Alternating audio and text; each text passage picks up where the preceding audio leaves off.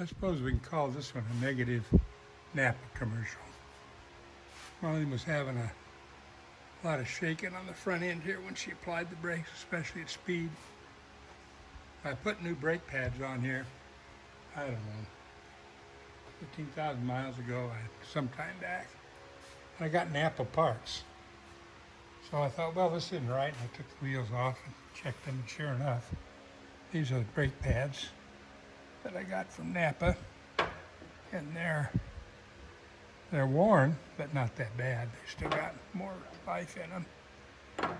But this backing plate, which is supposed to be bonded on here,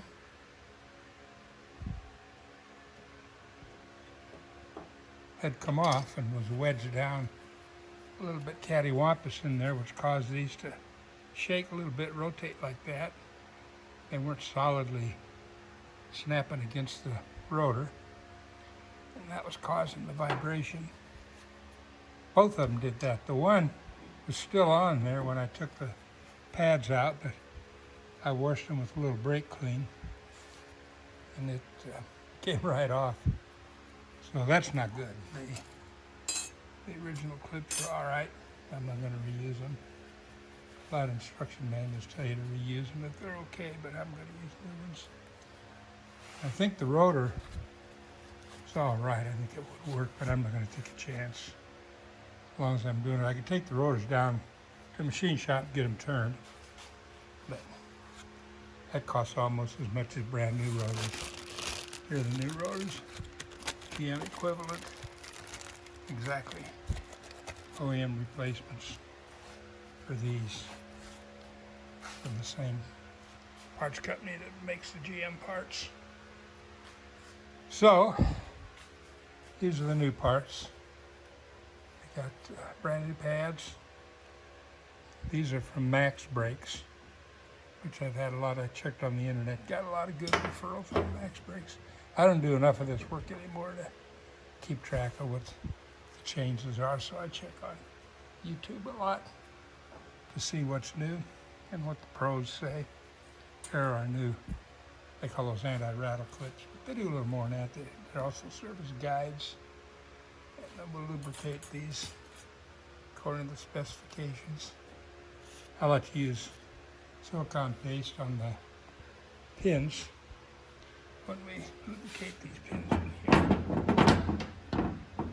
I use silicone paste, which is more impervious to heat than brake grease, I think. Somebody might argue that. Go ahead and argue all you want. That's what I'm going to do. Then the thing will be ready to put back together with the new stuff. First we put the rotor on and go from there. Already did the other side. Here's the new rotor. One little point I'll share with you that I don't really show you on the YouTube videos of how to do this stuff. But these, if you just put that rotor on there, it'll flop around. I've got it held right now with a couple of lug nuts. But in the factory, I think they use these screwy looking little things. Very kind of like tin nuts that they screw on there. There's one installed. And that during the assembly process, when they put the rotors on before they get to the brake part in the assembly line, this keeps the rotors from flopping off. A lot of guys don't put them on. They're not really necessary. Don't replace them, but I always put them on.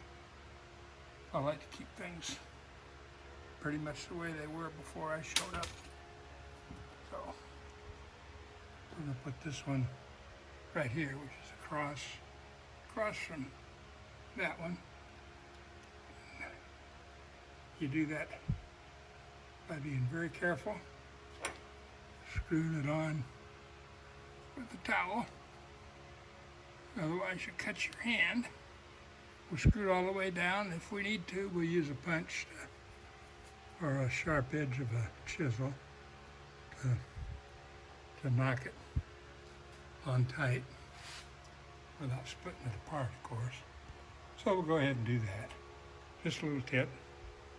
You don't have to put them back on, but if you do, that's how you do it. New rotor is on, and it's cleaned up and on. Use brake clean to clean the oil off it. And those funny little nuts. Hold it on there nice and solid, so no need for the lug nuts now that we put the wheel on. Go ahead and finish off the brakes. We're done.